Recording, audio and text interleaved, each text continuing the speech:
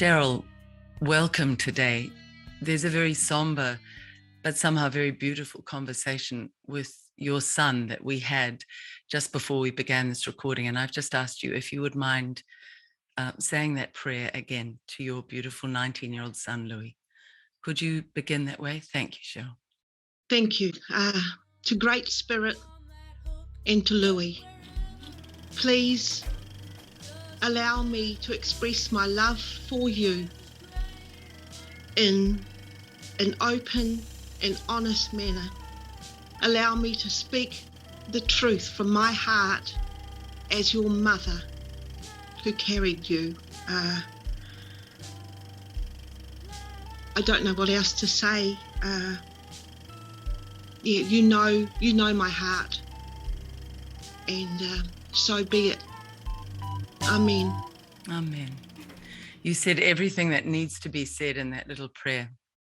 Your son, Louis, was 19 when he died, Cheryl, and I would like to discuss that with you because you very much made clear to me that you want to be one of the ones who stands up and speaks out where you feel truth is being hidden.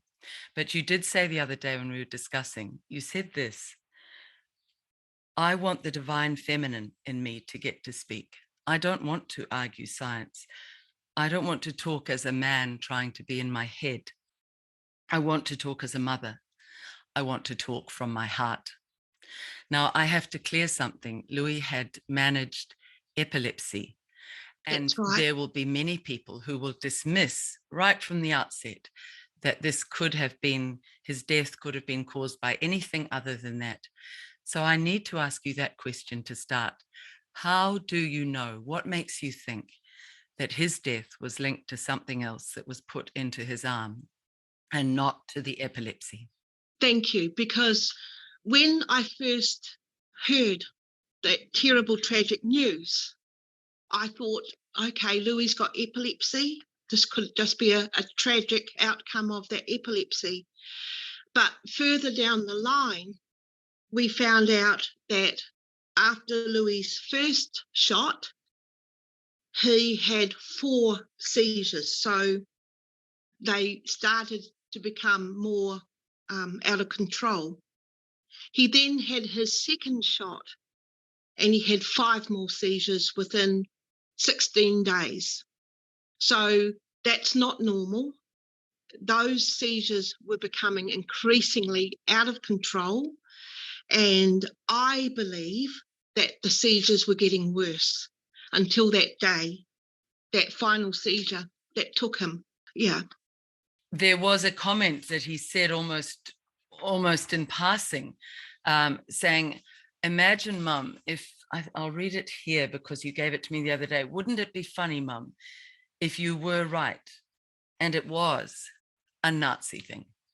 And I'm going to leave people to take their own conclusions from that allusion, but it was as if he had some sense himself that things were not right. Would you say he did have a growing sense that something had caused aberrant reactions in his body, Cheryl?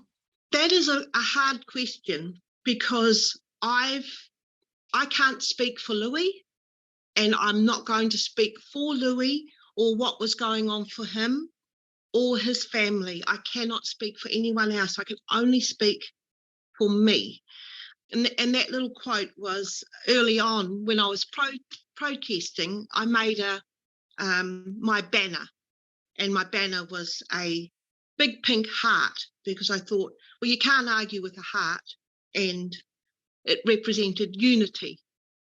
And Louis was helping me glue it together, and he stood on it to help glue it. And he said, oh, just imagine if you're right, Mum.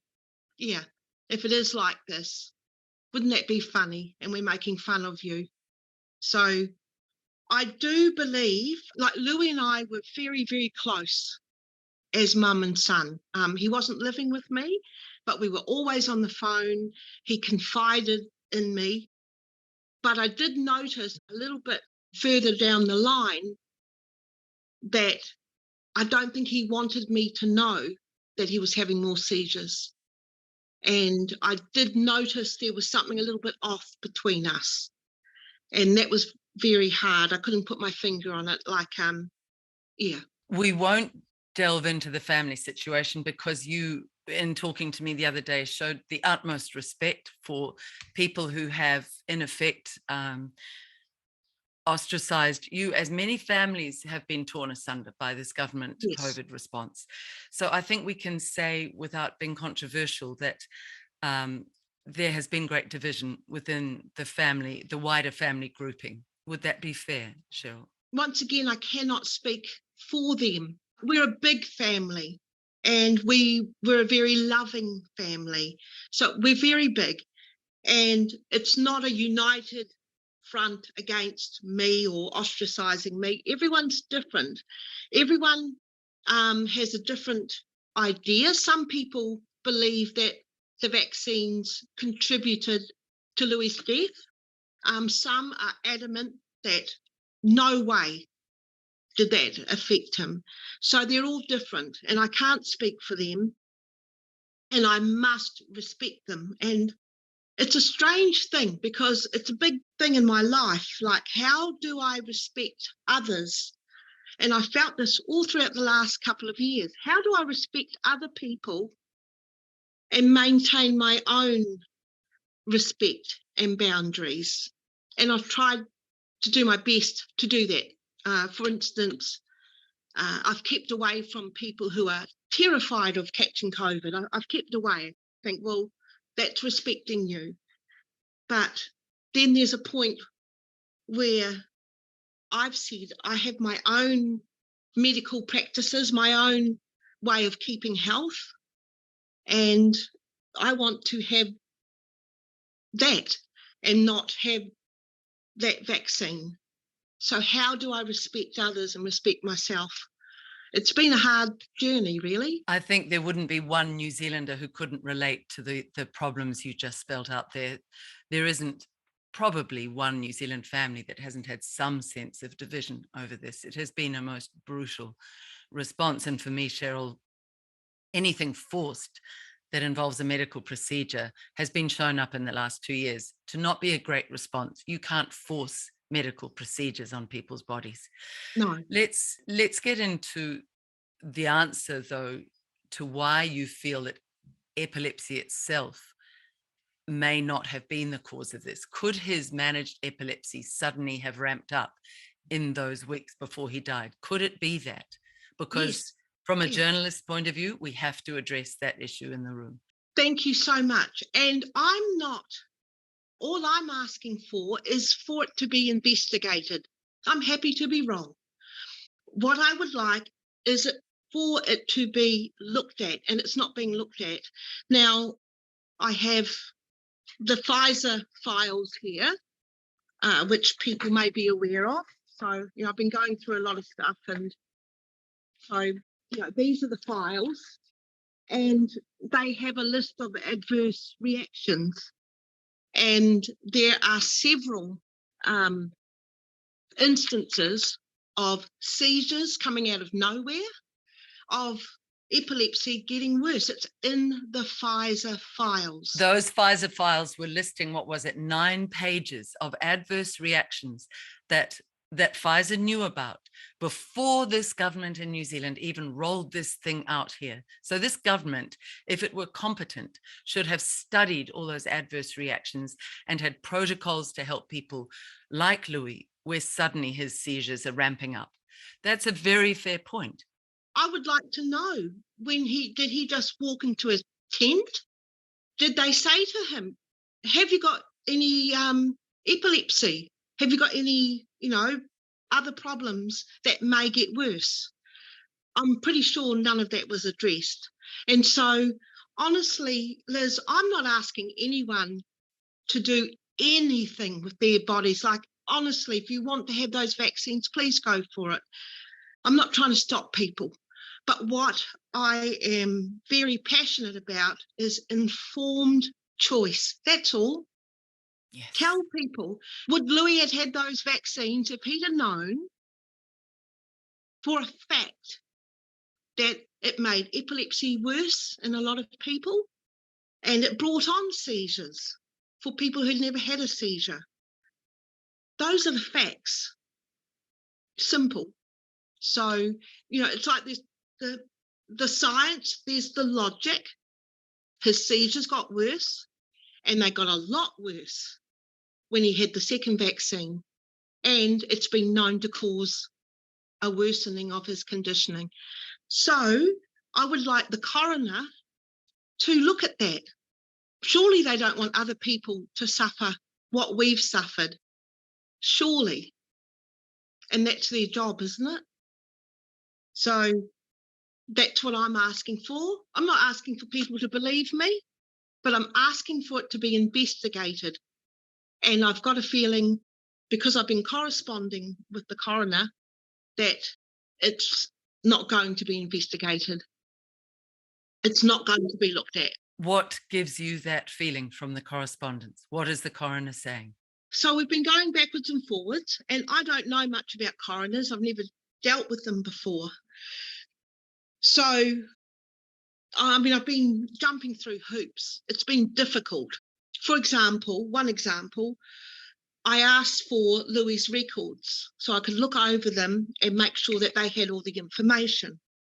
Well, I didn't hear back. And then when I did hear back, I was basically given 2 weeks to compile something and send it back, which was a shock. But I did that, and I had till the 14th of October to get that sent in.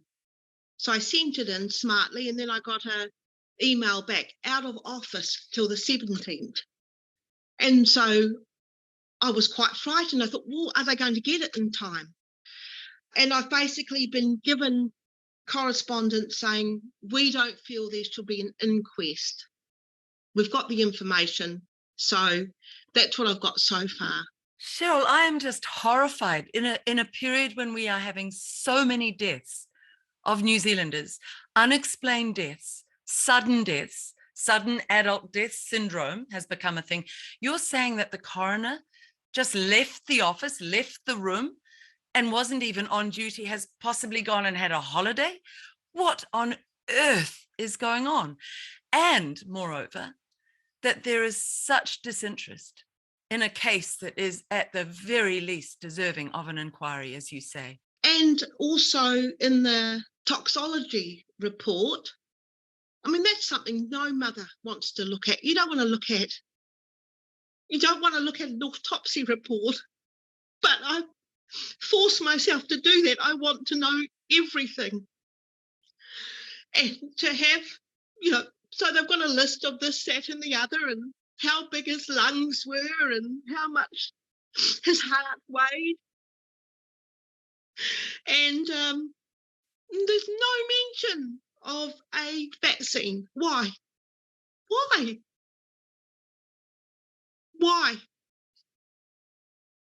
No mention. Cheryl,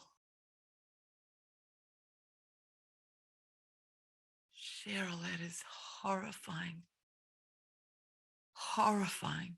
I want to know. I'm not asking anyone to believe me. I'm happy to change my mind. But I do not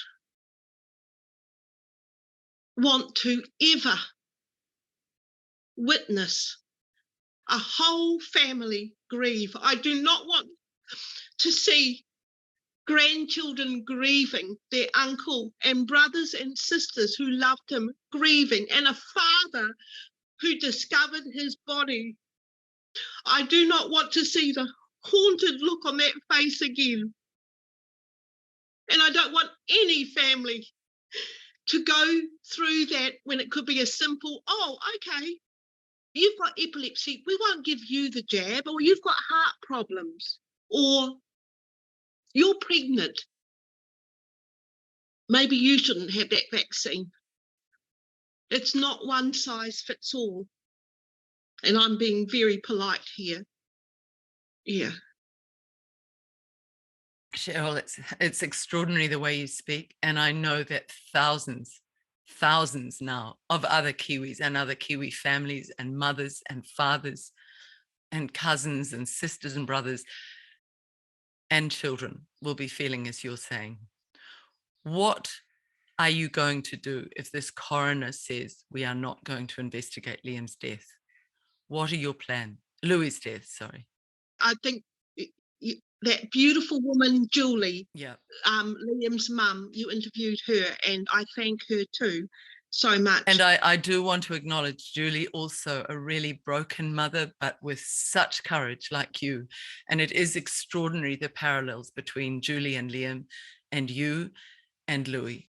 What are you going to do if they say no to investigating? Because Julie said to me, I will not stop until I have the answers.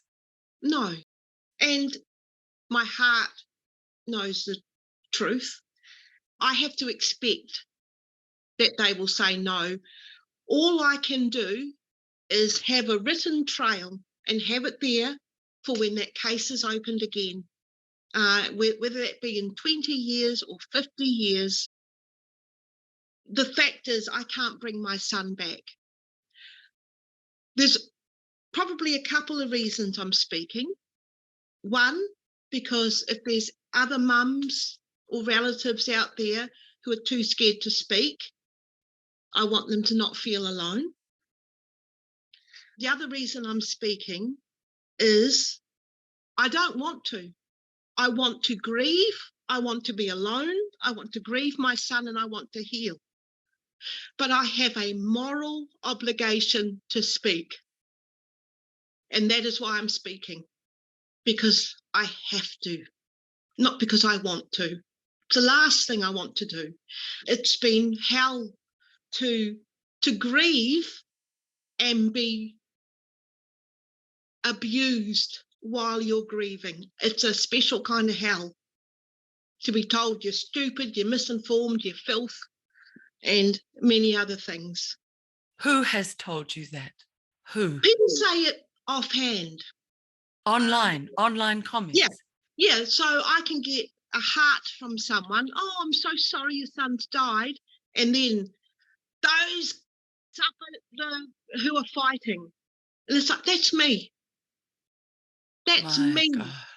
And I've lost my son. And you're talking about people abusing the mums and dads, the middle New Zealand, the wounded, the ones who'd had people die, the ones who'd lost their homes and jobs, who went to Freedom Village in February. And this government, Michael Wood, painted us all as a river of filth. And you were there. Anybody less filth than you, I can't even imagine. None of us was filth, none of us, and none of us deserved that. Thank you. And the reason I went to Freedom Village was because early on, when this whole thing rolled out, I lost my mum at the beginning of the pandemic, and she died alone. Was that anything to do with COVID? She was in Australia, and I flew over to be with her, and we had the hospital beds pulled together, and I got to be with my beautiful mum, who you would love, funniest woman alive, no fear of death, beautiful woman. And COVID came, and the nurses came up to me, they said, I'm so sorry, Cheryl, but you have to leave. And so I had to leave my mum, and I had to fly back to New Zealand and be locked away while, I'm sure we all remember being locked away and being fed terror. Oh, yes. You're going to be ventilated, and then there's doctors and nurses, and they're singing and doing dance routines, and Lady Gaga's got her coffin dress on, and terror. And this is my personal opinion, and I allow anyone their personal opinion, it started to feel like mass hysteria. Yes. And people started turning ugly early on. I couldn't believe it. They started turning on each other and attacking one another out of fear. And plus we were hearing, there will be no mandates. It just started to feel like there was vaccines are coming and you're going to have them and they're rolling out. And I personally was like, oh, can we just stop for a moment? Can we just, let's look. No, they're coming and there won't be any passports. There won't be any mandates. And next thing there's mandates and next thing there's passports. And I think the final line for many New Zealanders was they are coming for the children. They will start forcing our children to have them. And they already started, because I know people who couldn't play rugby, young people. So I think that's when a lot of New Zealanders stood up, and that's why I was there, because I didn't want young children to be forced to have that vaccine. If you wanted to choose it for your child, go for it. None of my business. And I just want to say that so many things about Jacinda Ardern's New Zealand, horrifying aspects. I was speaking to a beautiful young woman the other day, and she said, Cheryl, I was taught at school to cross-reference. And I have always thought I like my evidence weighed. I like to hear a debate. I like to hear both sides. It never happened. And that was a real red flag to me. Yeah. And I just wanted to say, yes, to me, it's very logical. My son had one vaccine. His seizures got worse. He had the second vaccine. They got completely out of control and he died. It's in the Pfizer report. His beautiful doctor has given a calm report, and I salute that man. Thank you. So that's the logic. That's logical, isn't it? But there's also another part of this that I realise. There's mother's intuition. And now I look back, I think that's why I was fighting, because something in me was screaming and I couldn't stop it. That's why I was fighting. And I feel like I wasted 2 years of my life. I'm a very liberal mum. My children are creative. They are very individual. But I said to them, I forbid you to take that vaccine. I bribed. I begged on my knees. I went on and on and on. And like many families, I think every family's got that one person that just won't shut up, that sounds mad. I was that person. And I'm pretty sure Louis was probably a little bit sick of me going on. We don't want to hear about it anymore, Mum. But that was my intuition, I believe. It's not scientific. It's not logical. It's just something in my heart. You speak so beautifully. You speak from your heart. And I don't think there's one mother who's attuned who wouldn't, those notes that you're putting out there wouldn't resonate. There is a huge part of society that's being ignored, and that is the divine feminine intuition. And I'm talking about women who really want to tap into the power of true femininity, not domineering and bullying and dominating men and cancelling men and being strident, but a femininity that has such a quiet power to it and a respectful power that would never abuse that beautiful female power, but would tap into the intuition that is wisdom of the woman. I love that. Thank you so much, because I also believe that that divine feminine, as we put it, or intuition, belongs to many people who are close to the land.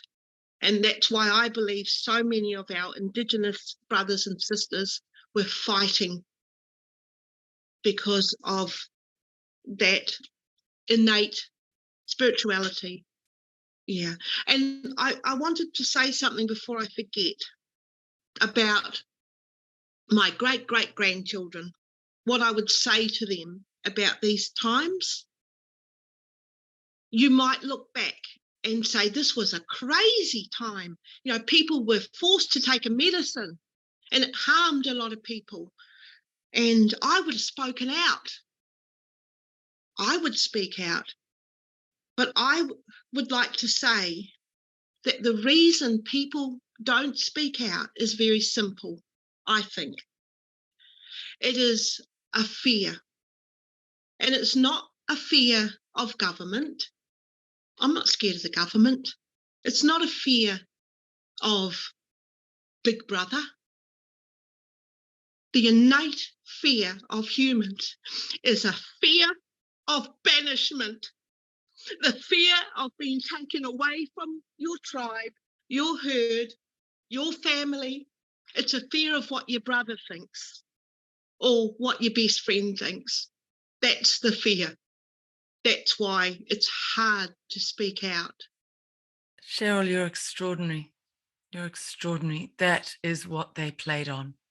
That is what this government exploited over and over and over. Yes, that's it. You talked to me the other day about that. You said, I want my great, great, great grandchildren to know that their ancestor, you, Cheryl, stood up and spoke out, even though, as you said earlier, this is not what you want to do. You want to go away and grieve and maybe one day find a way to heal over the loss of your son. You want to do that in private. But you spoke earlier of that moral duty, and I wanted to explore that more. What is that moral duty we now all must face and exercise when we know, when we are faced with the lies and the bureaucratic bungling, the purposeful, possibly bureaucratic bungling of all of these institutions, from our hospital doctors who are denying injuries to coroners not getting back to you about the death of your son? How would they feel if their child died? And yet they're not doing their jobs. But what is that moral duty? And this message will be for them as well as for the grieving parents and the confused parents and the scared children. The moral duty is one's own truth. Now, that's all I can speak for. I cannot speak for anybody else. And I do not want to speak for anybody else. This is my truth. And if I'm a nutcase, so be it. I will still speak up.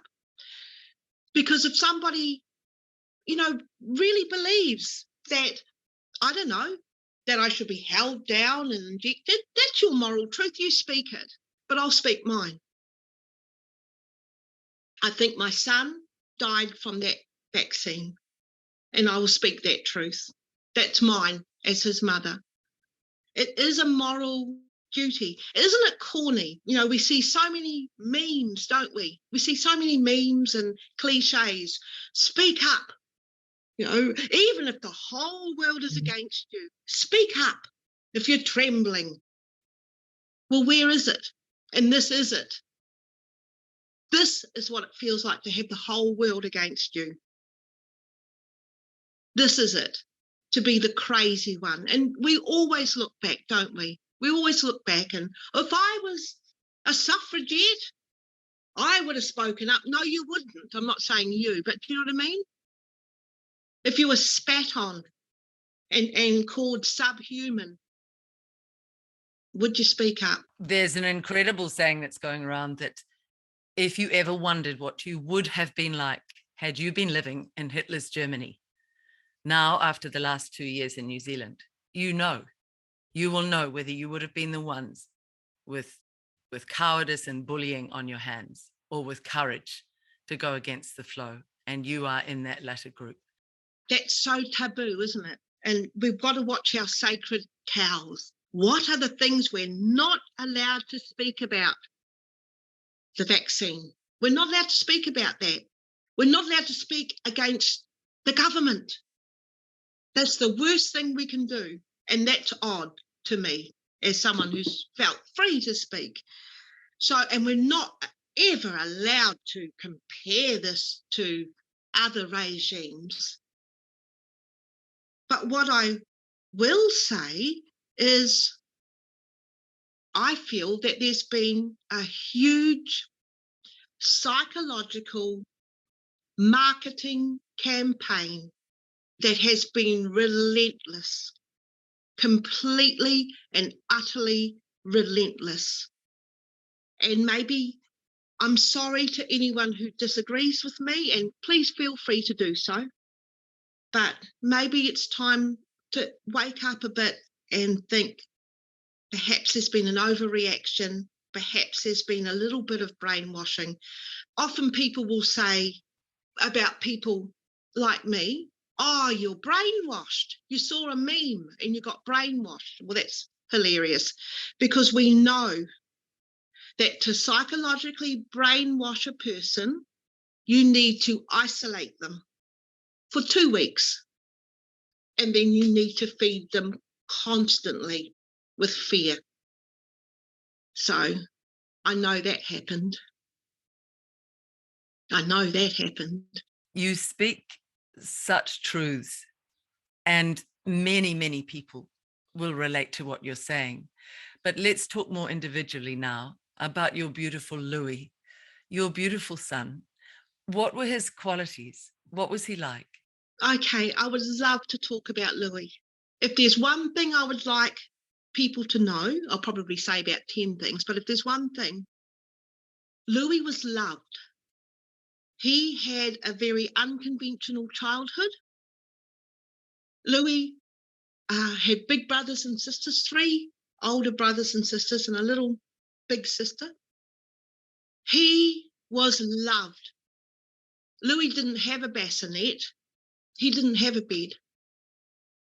He slept in our bed, and he slept in the arms of his brothers and sisters. That's how he slept. He was loved.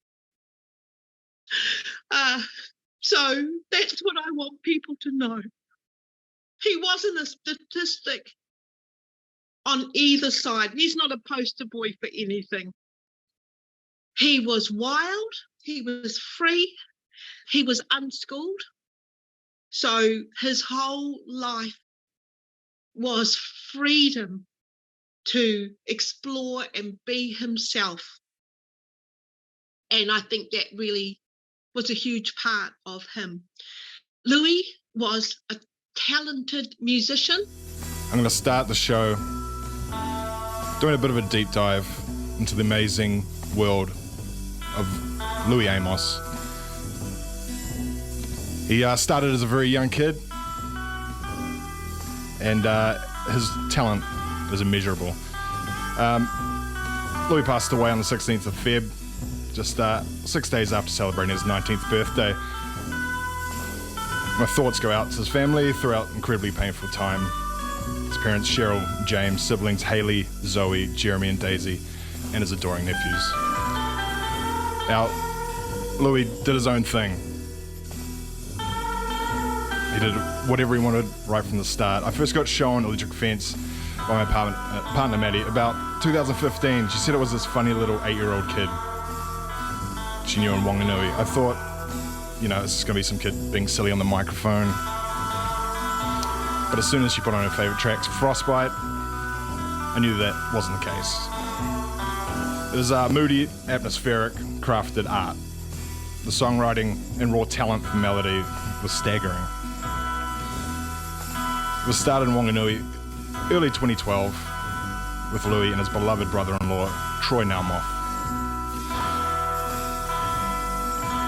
All the lyrics and songs were conceived by the then 8-year-old Louis, and he would direct Troy on guitar by making noises with his voice. This young man was just sheer talent. I'm going to show off as a mum.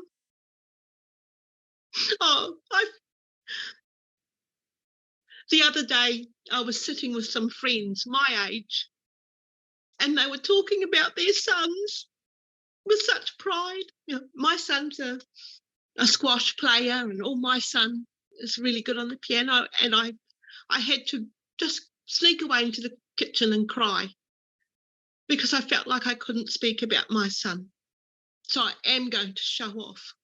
Please do. Please do. Louis was a genius. He was a musician, a gifted songwriter with a pure voice. He released his first album when he was 8. Wow. He toured New Zealand when he was 10. He was the youngest ever drummer at Camp Aloham. He was in a band with his brother, and I won't mention his brother's name out of respect, but they were soulmates, and a brilliant musician. He had so much to offer the world. Another thing I want to say about my son is that he left behind a sweetheart, the most beautiful woman, young woman, and she loved him because she felt protected in his presence. He was a gentleman, 6'2", wide, broad, getting taller. I'll never know how tall he would have got. But a pure soul, an old soul. I remember when he was young, he'd say things like, such and such these days, or people these days. He was like a very, very old soul. So that's quirky, unique, 1 in a million, loving, funny. I miss him. I miss him so much because we were silly together. We were just so stupid, and we'd make strange noises, and I loved that about him. We'd fight. Yeah, we'd escalate each other, apparently. Quite similar personalities in that way.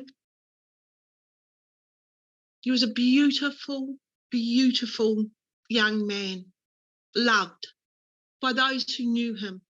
How is his girlfriend coping? The whole family's broken. There are a lot of people weeping. And I'm so close to those beautiful, beautiful young women.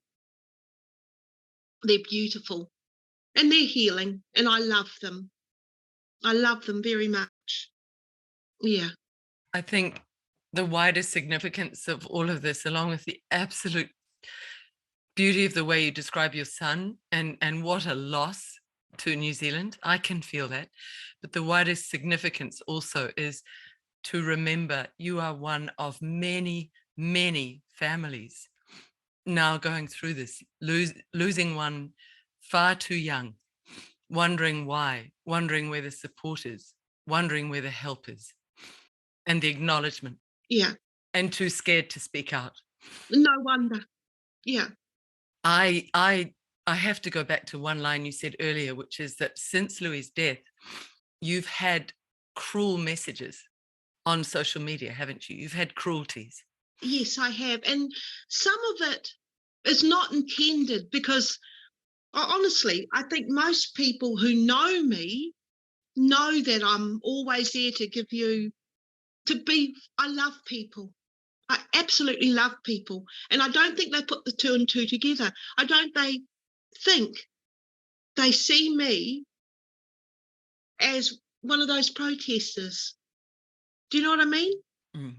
Because they see the protesters as monstrous. And I don't know whether it does their head in to think, oh, they were all white supremacists, and see so many of our Māori brothers and sisters in the Māori flag. What does that look like? Or do they go, oh, they're gang members, that one's a white supremacist? Do they look at me and go, oh, well, she's just been radicalised and she's a bit mental? Probably. I don't know. I think it's a hugely important question right now. And Rebecca Kittredge, the head of the SIS, a very alarming woman, went out again to spread terror and fear, to tell us to dob on each other, and to try to spread this Americanized, fabricated fear that is not even relevant to New Zealand. It's clearly coming from American shores, to say there are terrorists among us, and it is time now we reassess this. I can tell you, I was there in the Freedom Village and occasionally looked at where I used to work, the ghastly mainstream media, and we can lay this fear-mongering at their door. Every one of them who's done this is responsible for they have blood on their hands from these deaths, from the misleading information they have pushed down our throats for 2 years. But there was a report that night. I think there was one Trump flag or one sign about Trump. They singled that out in the Freedom Village. All the other signs were about love and stopping mandates and caring for one another. A lot of words saying aroha on signs. They never showed those on the evening news. They didn't show that. And talking about what was pushed, I remember very strongly the day that Jacinda Ardern said, don't talk to your neighbour. Well, I would like to say, I think it's time for every New Zealander to speak. Speak to your cousin. Speak to the lady at the shop. I speak a lot, and you will hear that the families are torn apart. It's everywhere. People are injured, people are getting sick, people are ostracized. I know 3 grandmothers that are not allowed to spend Christmas with their children, their grandchildren. Let's speak to one another. We're a small country, because what we're being told, it doesn't add up to what's actually happening. I've got a feeling, I don't know, I think maybe every family's got some strange uncle who's a conspiracy theorist or someone who's harping on, or this is New Zealand. Yeah. Go back to the ones you initially were manipulated into thinking were weird or strange, and say, why did you have a different perspective? I'd like to find out how you found your facts. I'd like to look at the research you've researched. Be more curious, New Zealand, because if we're not, we will continue to be horrifically misled. No, I think that's beautiful advice. Talk to your neighbor again, talk to everybody we can. And Cheryl, I think a really important question is when someone says they've been sick, say, are you jabbed or not jabbed? Are you okay to answer that question? And if so, how many? How many have you had? The number of people I've talked to who have not been sick, who tell me they are unjabbed, altogether unjabbed. I was talking to a hairdresser the other day who said, I have people coming in every day. I'm unjabbed. I have not been sick with COVID. Yet a lot of the jabbed people have had 3 or 4 rounds with COVID. We must now ask these questions of each other.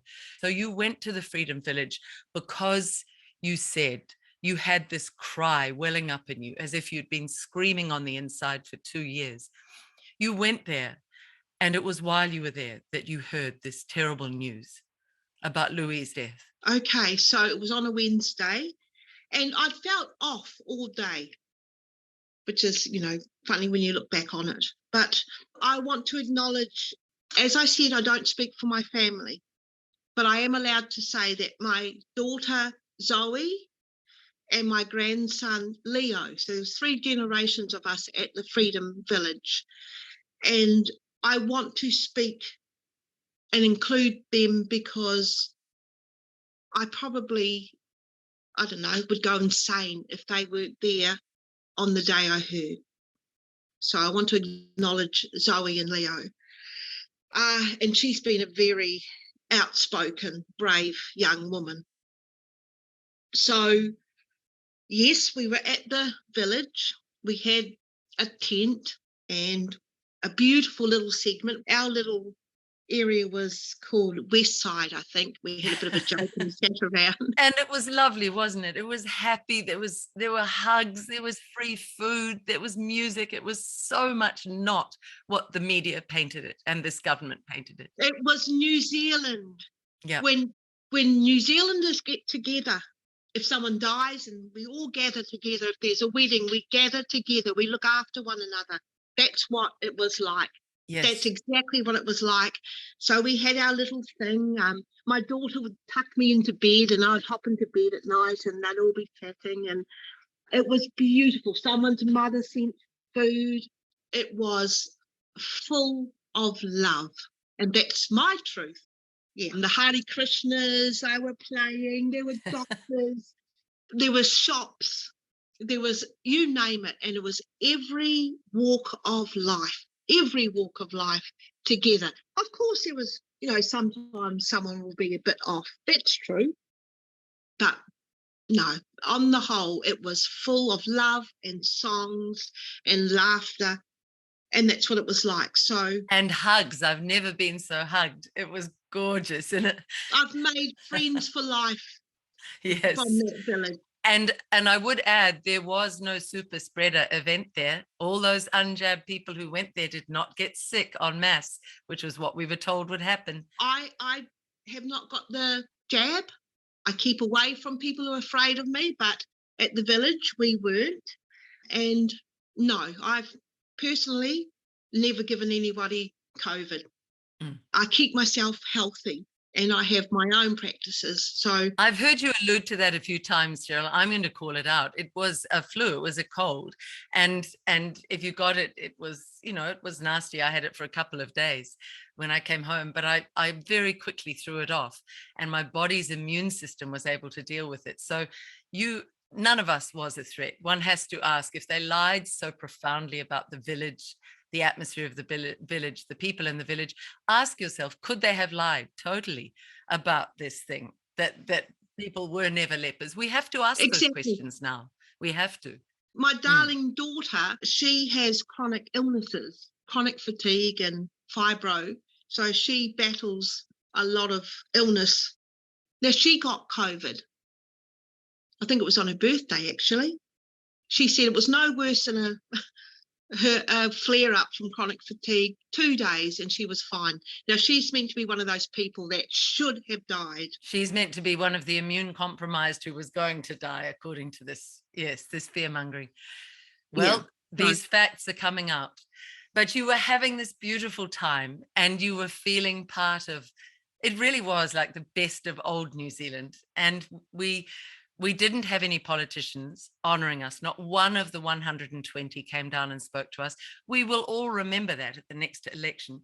That was a very dark blot. But apart from that, and the ridiculousness of Trevor Mallard playing music and the rain and spraying the gardens, we still coped with that because the farmers brought in hay.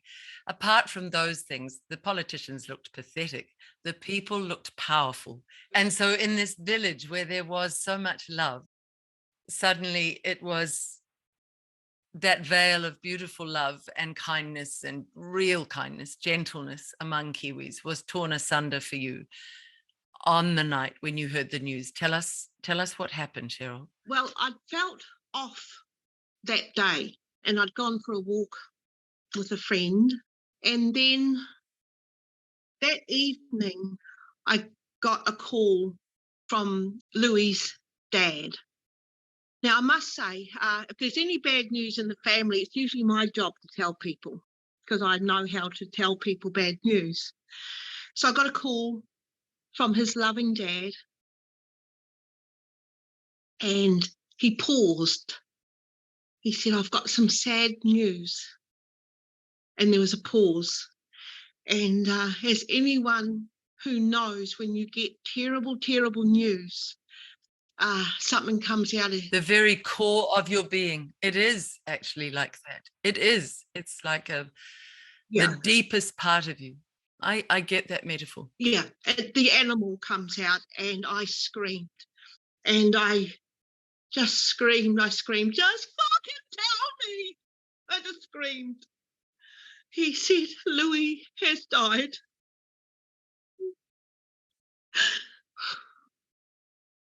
The rest of the family were there. And I said to my daughter, I said, show me. I needed to see. And, we're so protected in these times. The worst thing that could ever have happened, I was protected. The second my daughter Zoe heard me scream, she was there. And she let out a guttural cry. And she screamed, I fucking told you. And that came from her gut, not her head. And we collapsed together, as you do. Now, the funny thing was, we smashed into each other and we collapsed into a nice rubbery tent, so we didn't fall on the concrete. And my beautiful grandson, Leo, he was 16. I'll never forget, and I will honour him. That second that he heard what had happened, he turned into a protector. And he said, we're sticking together. And he looked after me. He just went into that mode. And I think that is incredible for a 16-year-old boy to look after his grandmother, because I was in shock. And I do remember the people gathered around us. They gathered, they hugged, they were there, they grieved. You know, when you hear that affects everybody. And I was offered a sedative, and there's something in me. I'm a recovering addict. I don't touch any substances, and I just didn't want to. It was like, no, I need to be clear, I need to be conscious, I need to be awake, and I need to honour my son. So I asked for a cup of tea, and within seconds, there were like 6 or 7 mugs of steaming tea around me. There was a blanket wrapped around. I was sitting on a chair, and we were completely embraced. I heard later on that when the police heard the scream, that they started to advance, and then someone said, someone's just lost their son, and they stood back. So we were looked after every second, because we had to fly from Wellington to Dunedin. So we gathered together, our little huddle, Grandma, Zoe and Leo. And I remember at the airport, my grandson saying to me, Grandma, you keep wandering off. You need to stay with me. He told me off, because I must have been in shock and just wandering. And I just love him for that. And what a special young man. What a protector. Just what a beautiful warrior man does. Beautiful. Total protection and looking after. It was like any sense of himself went. He was there for us. And I never forget that, ever. And we've talked about the divine feminine, but what you just described is the divine masculine at its highest. At its highest, the divine masculine. Because I don't want to say you turned into a man. Do you know what I mean? Because that sounds a bit odd. But yeah, something happened there, and it was beautiful. When you got into Dunedin, you went to the hospital, and there was a ludicrous enforcement of these ridiculous masks that do nothing, that stop nothing, because if they'd worked, the whole society wouldn't have had COVID, or certainly all the jabbed who've worn masks wouldn't have had COVID. They forced a mask, or tried to, didn't they? And here is a mother trying to get to her son who's died. I have a huge sense of shame. A huge sense of shame. Why, Cheryl?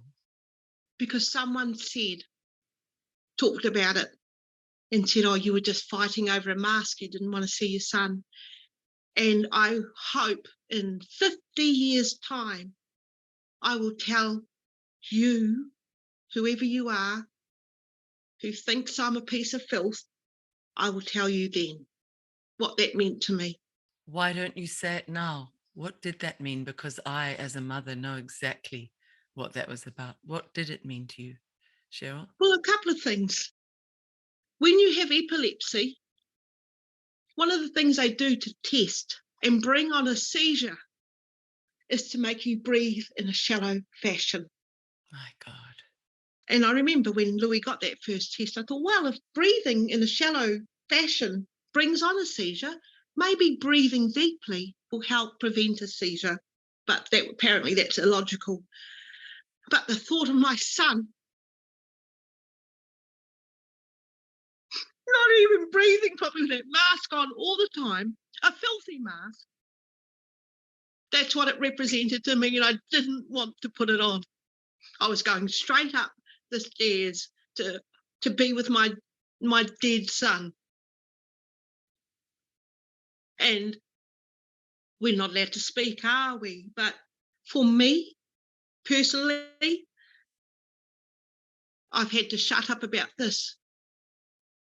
I have seen people treat me like a piece of filth. I've never given anyone COVID, let's not forget. I've seen them touch, smear, touch things, unwrap it, put their filthy masks on tables, buy food. Put it under their chins where food and drink dribbles down into it and bacteria grow. Absolutely. That is a representation of health, and I'm sorry, but for me, it is a representation of filth. Absolutely. Filth, unhygienic. If they really did care about those masks saving us, they would never have allowed masks to lie all over gutters and footpaths, because those things would breed whatever this thing is that they're so scared of. But they haven't cared about all the masks lying around that have been used. But the other thing, it represents muzzling. It represents silencing. The black slaves, when they first came from Africa to the American plantations, the cotton plantations, were all forced to wear masks. The muzzling made them less human. The muzzling reminded them that they were submissive to their overlords. There is a huge representation. And for me, Cheryl, what I got when you told me about your wanting to argue about the mask, I thought, yeah, I would have done that. This horror you'd gone through. You meet at the hospital, not compassion, not care, not apologies. We should never have done this to your epileptic son. Instead, you meet propaganda, and you meet rules, and you meet inhumanity, all represented in this. You will wear our mask, even if you are a mother whose heart is utterly broken. And so no wonder you said, I will not submit to your system that has taken my son. I got it, absolutely. Thank you. When you told me that. It's a massive symbol of something much bigger. Once again, I respect others. In fact, I probably have more respect for the one or two people who are still wearing masks. I have more respect for them. Mm. They're doing what they feel is right, and I respect them. And you asked only for the same, to be respected for your choices. Yeah. Cheryl, you said something about Louis that was really profound. You said, I believe Louis came here to wake people up. What did you mean by that? I believe he came to teach. And the last couple of years, the light seems to have come on and things are being exposed, and it's not a very nice place to live. But I also believe that this world has been sabotaged for thousands of years, and it's all being blown open. I believe that Louis come to, well, he certainly woke me up. I'm not the same person I was 9 months ago. I am stronger than I've ever been. I look after myself. I don't think Louis' death has been in vain. And I hope it's not in vain, because we're all changed. Everyone who knew him has changed. I suppose I've got a different way of looking at the world. I personally, once again, my opinion, I do not believe that I evolved from a piece of snot and, we're getting there. We're getting there. Oh, a few more rules and we'll become civilized. I don't believe that. I believe humans are born with a conscience and a gut and a heart. It's in us. And humans are good. That is what we are. I absolutely understand. We're good, and we come here and we meet evil, and we have a choice whether we'll go in the easy path of following evil or whether we will retain our goodness, even in the face of attacks from evil. I believe that too. Thank you. And I think that's a lie we've been taught. We've been taught that humans are terrible. We must be pushed down and given all these rules. To me, it's simple. Many people, I think, are confused. They go, well, the world's confusing. We've got this and we've got that virus and we've got monkeypox and we got this, that and the other, and it's terrible. But it's simple to me. It's very simple. It's a pyramid scheme. And where do you belong on the pyramid? The parasites are at the top, siphoning, ruling and controlling. And I think that is collapsing. And we are going back to what's real: community, giving, sharing, all those good qualities. That's what I believe. And maybe that's just my way of surviving. For me, I have a garden and I garden. That's my answer to anything at the moment. That whole system is collapsing. Your answers are extraordinary. The intelligence of you, the insight, the intuition, it's sort of a marriage of all three, and obviously research. And if people are doubtful about the parasitic ones at the top of this ghastly heap at the moment, look up the World Economic Forum, look up the fact that Jacinda Ardern was one of the young leaders of the Young Leaders Forum, along with many others, Macron, Trudeau, all of these world leaders who've gone there. Look up Klaus Schwab, SCHWAB, and start to ask why New Zealand has a white paper among the World Economic Forum about transhumanism, and ask what this Prime Minister's real agenda is. These are all valid questions. It's there. They regard that if they're open about it, they won't be guilty of their own wrongdoing, but they will be. We just have to wake up. We have to. And maybe we need to ask, who do you serve? Who do you serve? To ask Jacinda, who do you serve? Do you serve those above you in the pyramid? Or do you serve the people below? The people are well above Jacinda. Do you serve the people of New Zealand, or do you serve the 1%? The 1% of the elites who are currently doing their climate change fear-mongering at their shared conference on all their private jets where they've flown there. Those are all questions that arise out of your answers, because you are such a thinker, Cheryl, and I'd love to know that you don't put yourself down ever again. This conversation is one of the richest interviews I've ever had. It's absolutely incredible. This means a lot to me because I feel thick. I can't argue scientifically. I'm not an academic, and that's what we seem to honour in this world. And it's, to me, it's like science, not real science. It's like religion. Oh, no, you can't question that. Oh, that's a mystery. It's crazy. And there, I feel like I can't speak. I can't argue with people on Facebook. I'm useless. But I know what I know. You're the furthest thing from thick, Cheryl. You're highly intelligent and very intuitive. And it really more reflects a society that's so out of balance. The head and the heart are not in balance anymore in our societies. And we had great balance when women's intuitive feelings were also acknowledged, and there was honoring of, as you said at the beginning, the divine feminine. How have you got through as a mother of great divinity? Actually, you clearly love your role as a mother and a nurturer and one who loves people, as you said. How have you survived these last 9 months? Thank you. I really appreciate this, because I also think that other mothers, family members who are going through the same thing, I would like to say, you must grieve first. Honour your grief. That is so important. I've had to hide away and honour myself and mother myself. And that's a gift that my beautiful boy has given me. I live very simply. Sometimes I'll get through the day and it's 1 o'clock and I go, shut it down. Shut down the day, put on Louis' pajamas, watch some rubbish TV. Do not let anybody rob you of your grief. Nobody.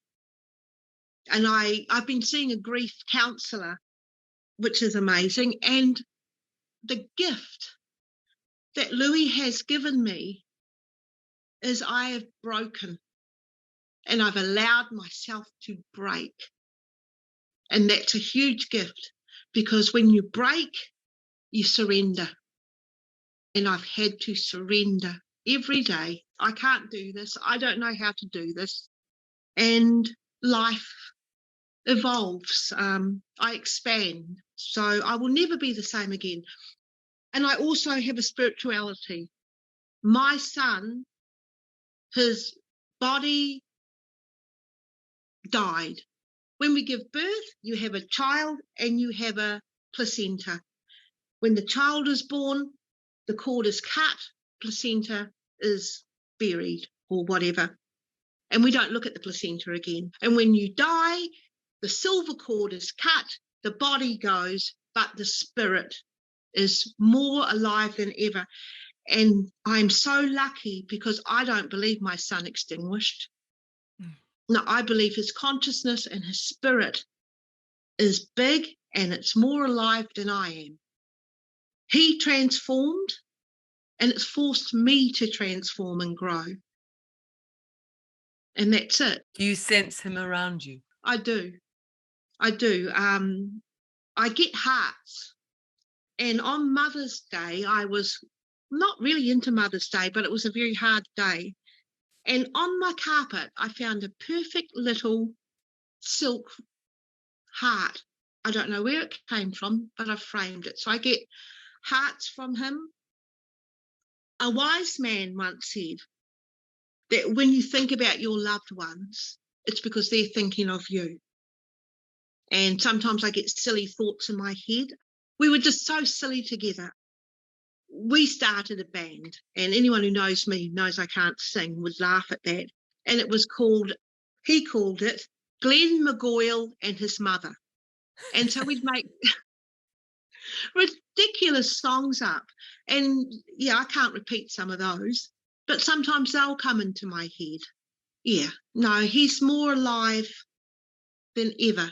And it's a weird thing because, of course, it would be lovely to see him again in the flesh.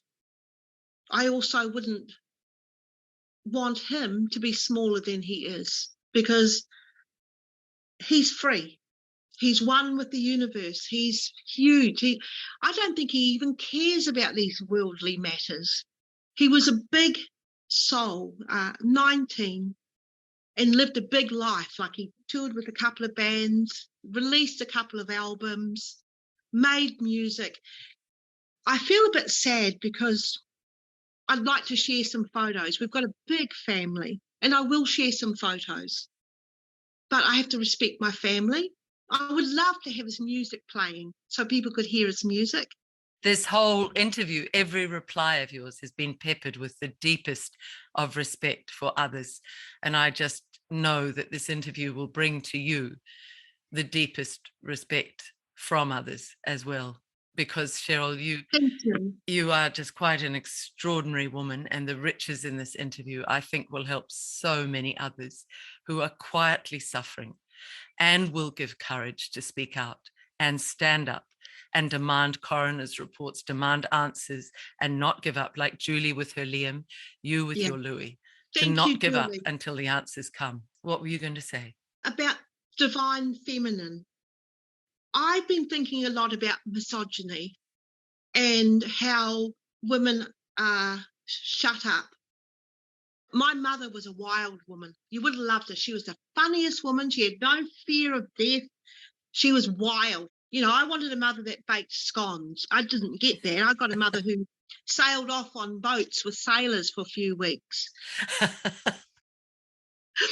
But she was beaten, her head against the wall. She was exorcised. She had electric shock treatment. And I grew up thinking it was her fault. I grew up with that. She had such a big mouth. It was her fault she got beaten. Why didn't she shut up? And me speaking up as a mother, I think I feel, but I'm not a good mother, Liz. I'm a terrible mother. Oh, I remember Louis used to always say I threw a cup at him. Oh, remember that? I can't speak up because people will attack me. And I think that's the divine feminine, that we're attacked. Does that make sense? You're a nutter, you're psychotic. We like all women, but we don't like the mad ones. It makes perfect sense. And know this, it is a badge of honor. The day I put up my most vulnerable first love letter saying, Jacinda Ardern, you cannot do this to this country. My father did not fight in the war for a little two-bit politician to take away the freedoms of me and my fellow Kiwis. And I alluded to the earthquake as a metaphor for the horror of our very Mother Earth, because the horror of the mother and me was just vibrating at that point. And what did her people do, her media? They came after me as mad, insane, and they went after that for months and months. I don't care, because the ones who are, Shakespeare knew this, his characters in something like King Lear, the Joker was the wise one. So the wise artists have always known that the ones who are called mad are really the leaders. They see things, they see the nonsense, they see the lies, but they also see the direction a society can go. Thank you. I was going to say before, Cheryl, when I spoke to you earlier, you said something quite marvelous to me. You said, I didn't come here to be born, to go to school, to have a job, to retire, and to die. You said something profound. You said, I believe, Liz, I came here to master life, and that Louis's death is helping me to do that. Thank you so much. Yes. Explain that a bit more. Yes. Well, that goes back to that idea that we came from a piece of snot and we evolved and we're still getting there. And to be a good citizen, we do A, B, C, and D. Well, I didn't come here for that. I came here to master life. And my son's death has forced me to master things that I didn't think I could ever survive. That's why I'm here, for spiritual reasons. What happens when you open to that grief? What happens when you do what you explained before? I opened fully to my grief. Because we're taught not to break, aren't we? We're taught, oh, you know, a strong person never breaks. Well, there is a beauty in breaking, because it breaks open your heart. I surrender to something bigger than myself. I get down on my knees and I say, I can't do this. And I've been forced to mother myself. I've never mothered myself. You should see what I eat. I eat beautifully every day. I go to my garden. I treat myself like a newborn baby. That's how I'm surviving my grief. I'm looking after myself. And it becomes addictive. In a good way, in a beautiful way. Yeah, it's like my life force. I cannot put my life force anywhere that will harm me. It's a beautiful thing. And I think this is how I'm meant to live. I loved what you said about Shakespeare. My previous craft was I was an actor and a drama teacher. And I love that Shakespeare said, you know, our job as actors is to hold a mirror up to society. That's our job. And it will be interesting to see what stories come out a bit later on. I'm sure there'll be a few comedies where, you know, the conspiracy theorists with the thicko, you know, there'll be a few comedies, but there will be truth come out by playwrights and actors. And that will be interesting. I looked at Rebecca Kitteridge, the head of the SIS, trying to put fear-mongering and make us tell on each other. And I thought this honestly could be a Monty Python skit. It could be a Monty Python. Enough already, Labour government. We've had you. We've had enough of your lies. We've had enough of your terrorising us. Don't even try it with climate change. We're done. We're over with it. Yes, we can look after our Mother Earth, but not with all this fear-mongering you're doing. Exactly. That's another whole conversation. I could talk to you for hours, Cheryl. I do want, though, to ask you to look down the camera with whatever message comes to your heart for this Prime Minister first. And then secondly, I want to ask you to talk to your great-great-grandchildren. Imagine them one day seeing this interview and there's a message at the end for them. But first, the Prime Minister, what would you say to Jacinda Ardern for what she's done to this country, culminating in your personal life in a grievous loss? I would say nothing, because I don't think Jacinda Ardern cares. So my life force isn't going to go there. You can't appeal to something that does not exist. I've learnt that the hard way through my life. But what I will do is perhaps appeal to anyone in that beehive that has a shred of conscience. If there's a shred of conscience anywhere and you're feeling really uncomfortable, congratulations, you're not a psychopath. And if you speak out, the people will embrace you. They will forgive you. So if anyone is in that building and feeling like they cannot speak, please do. The time to speak is now, because people will be held to account. That will happen. So that's what I would say to the government. Could I extend that, Cheryl? I want that message to go also to those in mainstream media who are waking up to the horrors that you've covered up in mainstream. You've gone along with the pressures in somewhere like Radio New Zealand or TV1 or TV3 to just conform, to stay silent when you know there have been other stories and now thousands of other stories you should be telling. And you know you shouldn't be just going along with this government's propaganda. Speak up, stand up. We will embrace you. You will be heroes if you come from that dark world over to the light of truth. And the other one is to the police as well. I've heard that the police are absolutely demoralized. They know much of what they've done enforcing this government's horrible, well, look at March the 2nd in the Freedom Village, the horrors of that. They know it was wrong. And somebody told me, he was working with a police officer the other day who said, none of us like Jacinda Ardern or Labour. None of us respect her. I can't find one police officer who respects this government. No. Put your badges down. Put your salaries down.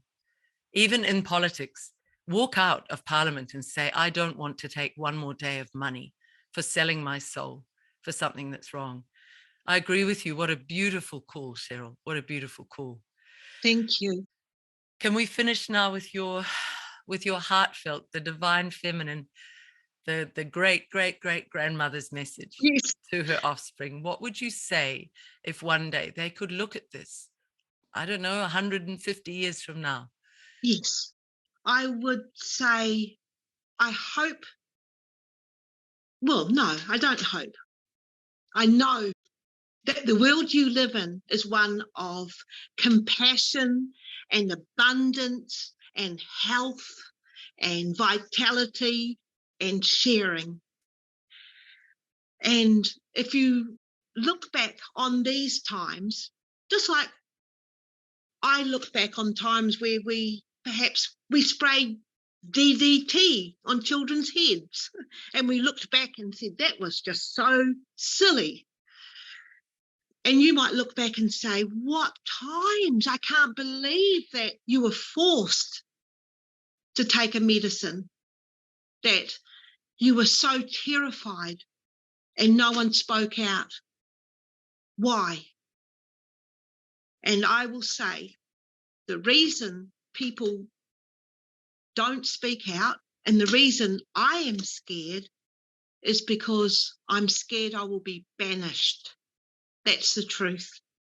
Our greatest fear is being separated from our loved ones, and it's happened all over our country.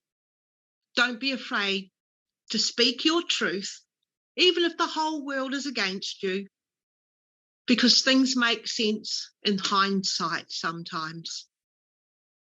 That's what I would say. Or you might look back and think, oh, my grandma was a nutter. And that's okay too, because you have freedom of speech to think what you like. Yeah, that's what I would say. And I'd add one thing more to that as well, Cheryl, if I may. I love it when you add. Well, I would just say to them, you have the most extraordinary ancestor, a woman of great courage who suffered enormously in ways that no mother ever wants to, who has had to see her own child put in a grave. And yet she still stood up against the abuse and against the cruelty. She stood up with love and forgiveness and dignity and courage. All the things you've offered us, Cheryl, I've really valued talking to you so much. And I know thousands and thousands of other Kiwis will. And I hope you all send a heart in your little messages in the thread comments, because this is a woman whose Louis will be dropping hearts around you for the rest of your life, I suspect. Thank you. And I want to thank you, because you were at the cold face. You took all the slings and the arrows, and it's your bravery that has allowed me to speak. And I trust you implicitly. So thank you. This means everything to me. I felt free. I felt connected, and I've loved this. Thank you. Thank you, Cheryl. It's every one of us who stand up. We are all deserving of that praise from you. I've loved talking to you, and I would love to keep in touch with you. Thank you, Cheryl. Thank you. Why did you want to start a band? Because it's fun. I wanted to go for the chance. Who are your biggest influences? David Bowie, The Locusts, Carols. Oh, you like that? That was awesome. Yeah, hard to explain. I've got a lot of Everything. influences. Everything. Yep. How long have you been playing drums for? Maybe about... Just over a year? No, not just over a year now. Like, I've been playing drums before I met you. Maybe about 3 years, actually. Yeah. Maybe that. And what sort of drumming do you like to do? What's the styles you really dig? I'm not sure I really have a style. I just It's probably go the crazy. best answer.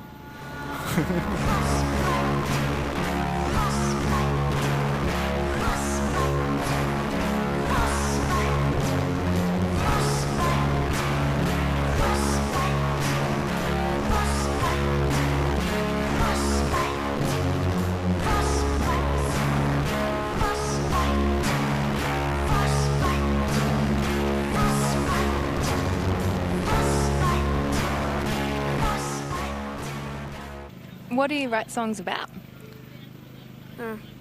Well, some things are actually kind of depressing. Come on. Well, mostly just depressing stuff. We've got some happy songs. Yeah. It's like, I didn't think I really have something to write about. I just, write what I think. I think Louis' songwriting's, if you read the lyrics, it's actually quite profound.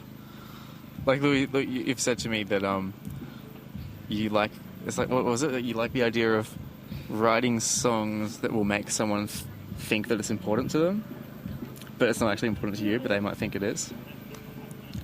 Yeah. I mean, like, my songs aren't exactly about me. Yeah. Sometimes not about anybody at all. But they're about things that people can relate to? Yeah. Exactly.